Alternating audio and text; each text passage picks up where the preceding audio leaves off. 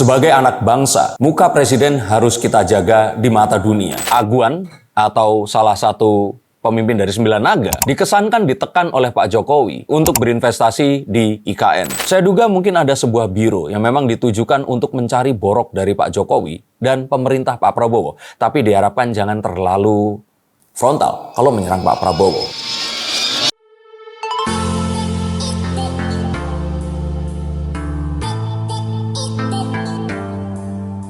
Gagal mengadu domba Jokowi dengan Prabowo, para pembenci Jokowi, dan orang yang sebenarnya juga nggak suka dengan Pak Prabowo, ini sekarang beralih menarasikan bahwa Aguan atau salah satu pemimpin dari 9 naga dikesankan ditekan oleh Pak Jokowi untuk berinvestasi di IKN dan menarasikan bahwa apa yang diceritakan oleh Pak Jokowi tentang IKN itu ngibul semua. Betulkah demikian? Yuk kita akan bongkar dan kita lihat melalui kartu-kartu saya. Halo Sainsikers, kembali berjumpa bersama saya Denny Darko. Tidak ada yang namanya misteri, yang ada adalah tanda-tanda yang kita semua coba untuk mengerti.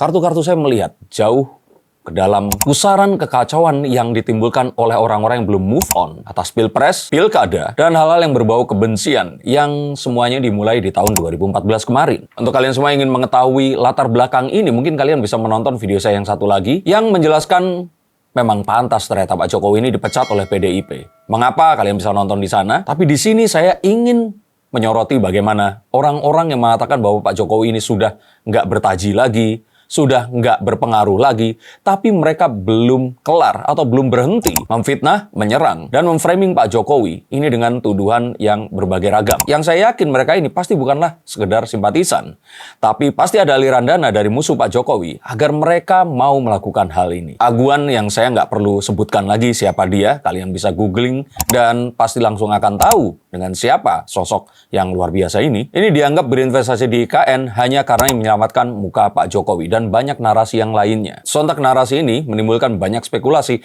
yang langsung dianggap menjadi sebuah hal yang nyata dan benar adanya. Seperti para oligarki yang ternyata meninggalkan Pak Jokowi dan sudah nggak bersama. Para oligarki yang sudah meninggalkan Pak Jokowi yang otomatis akan meninggalkan proyek PSN yang dibesutnya dulu. Hingga bagaimana IKN ini dikhawatirkan nggak akan bisa dilanjutkan. Dan terkesan jika dilanjutkan ini akan mendatangkan kegagalan saja. Tapi jika kita menyoroti apa yang sebenarnya dikatakan oleh Aguan ini, maka sebenarnya kita akan tahu kalimat yang diucapkan ini tidak memiliki konotasi seperti yang disebarkan. Aguan ini mengatakan, sebagai anak bangsa, muka presiden harus kita jaga di mata dunia. Yang artinya apa? Dia ingin menyampaikan satu hal yang hakiki. Sebagai anak bangsa, artinya tidak hanya dia, tapi ini adalah kewajiban semua orang yang mengaku sebagai anak bangsa untuk menjaga muka presiden. Yang artinya, di sini itu presidennya, iya, siapapun yang menjadi presiden Republik Indonesia. Dan dia menyatakan bahwa kalau mereka investasi di sana, melakukan groundbreaking itu ya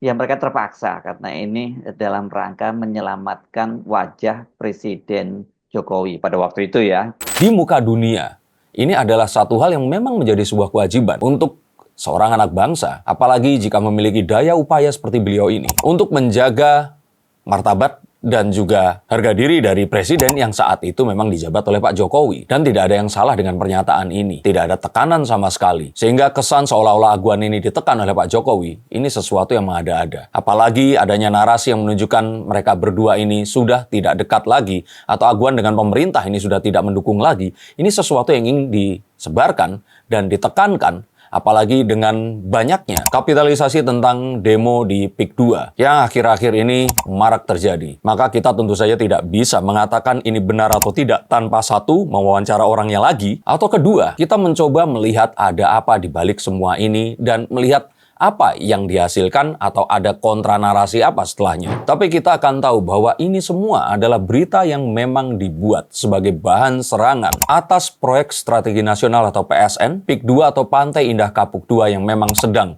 giat-giatnya ini dibangun, dan IKN yang memang dari awal ini sengaja dinarasikan akan gagal. Ini semua dibesut memang di era Pak Jokowi. Dan kita tahu bahwa Pak Jokowi melakukan ini karena Pak Jokowi yang memang melihat ke masa depan. Tidak seperti PDIP yang selalu melihat ke masa lalu. Yang ada juga di video saya yang satu lagi. Dan kita tahu bahwa itu sudah dan sedang diteruskan oleh Pak Prabowo. Maka kita juga akan tahu bahwa sebenarnya serangan terhadap PSN, IKN, dan juga PIK2 ini adalah serangan juga kepada Pak Prabowo Subianto. Mengapa demikian? Karena setelah berita ini santer, Pak Prabowo langsung mengumumkan bahwa dia akan berkantor di IKN per 2028 nanti. Dan artinya sebelum presiden ini pindah, pasukannya akan dikirim dulu ke sana.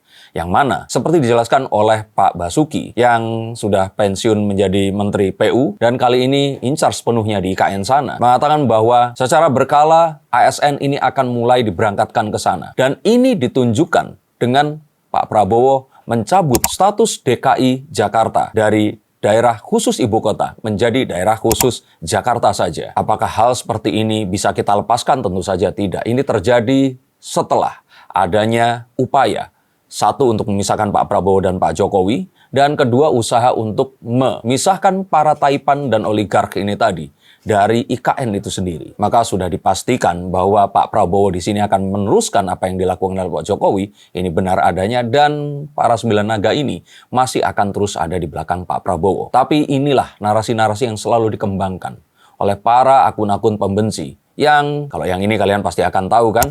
Lihat judulnya. Abang ahli hukum dan tata negara ini langsung mengkapitalisasi isu ini dan diberitakan sebagai sebuah pertanda bahwa oligarki ini sudah meninggalkan Pak Jokowi, yang otomatis meninggalkan Pak Prabowo juga. Wartawan senior seperti ini bahkan selama hampir 3 hari ini memberitakan dan berusaha untuk menyebarkan berita tentang bagaimana aguan di sini itu ditekan. Dan apa yang disampaikan Pak Jokowi itu ngibul semua. Lalu nggak bisa juga kita lepaskan dari kanal yang selalu membela PDIP apapun yang terjadi, kanal yang ini, dan banyak lagi yang lainnya yang seakan-akan senang dengan berita yang semacam ini dan memberikan para followers atau subscribers-nya hal-hal yang menyesatkan, yang saya duga ini akan sulit untuk dibuktikan kebenarannya nanti. Tapi marilah kita anggap bahwa ini adalah sebuah kontra narasi, dan mari kita buktikan beberapa tahun lagi saat Pak Prabowo akan berkantor di IKN dan melihat perkembangan IKN yang semakin pesat dan apik nanti. Sama seperti kereta cepat dahulu yang selalu diserang. Dan apa yang terjadi sekarang, mungkin mereka bertiga adalah salah satu penikmatnya. Tapi tentu saja ini semua nggak akan berkembang tanpa ada satu pihak yang memulai ini. Sama seperti isu Parcok, dimulai dari media yang sama, Tempo. Dan saya lihat memang Tempo ini berubah sejak Pak Gunawan Muhammad, salah satu pendiri dan saat ini menjadi ketua redaksi, wartawan yang sangat senior, usia 80 tahun lebih, ini meneteskan air mata saat mengaku kecewa dengan apa yang diambil oleh Pak Jokowi saat Pilpres kemarin. Maka kita akan sadar mengapa podcast Bocor Halus, yang merupakan bagian dan ini bagian sukses dari Tempo di digital stream mereka, itu lebih condong untuk mengambil narasumber yang kontra terhadap pemerintahan Pak Jokowi dan juga Pak Prabowo. Dan kita lihat narasinya ini mungkin hampir sama dan selaras dengan narasi yang disuarakan oleh PDI Perjuangan. Semua hal ini tadi dikapitalisasi dan disambut gembira oleh para haters dari Pak Jokowi yang kecewa sama seperti Pak Gunawan Muhammad ini atas manuver Pak Jokowi. Yang sebenarnya kalau kita mencari tahu, manuver Pak Jokowi ini terjadi karena ya manuvernya Bu Megawati. Ini ada juga di konten saya yang lainnya dan ada banyak, silakan kalian cari. Dan apakah serangan ini akan berhenti dalam waktu dekat? Menurut kartu saya hal ini tidak akan terjadi. Dan serangan ini bahkan akan lebih bervariasi. Saya duga mungkin ada sebuah biro yang memang ditujukan untuk mencari borok dari Pak Jokowi dan pemerintah Pak Prabowo.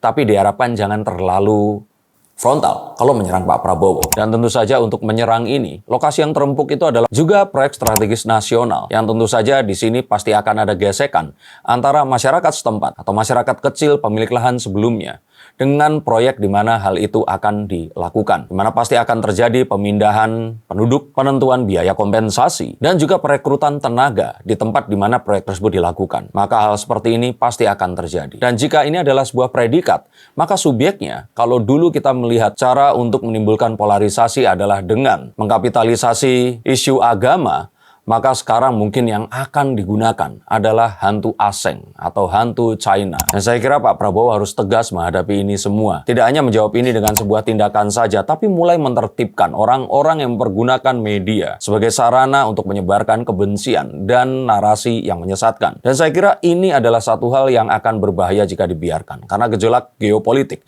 yang terjadi di luar sana masih tetap mengharuskan Indonesia memang harus menjalin jalur sutra dengan negara tirai bambu. Dan hal seperti ini sangat-sangat mudah untuk jadi gorengan yang akan bisa dipergunakan menyesatkan masyarakat dan anak bangsa. Semua gejolak ini harus diredam benihnya sebelum muncul dan akan merusak semua persendian dan membuat langkah kita menuju Indonesia Emas ini akan semakin sulit dari jalan yang seharusnya. Jika kalian menyukai konten seperti ini, silahkan subscribe. Jika kalian ingin dibacakan kartunya, silahkan hubungi nomor di bawah sini. Terima kasih atas atensinya dan sampai jumpa di konten yang berikutnya.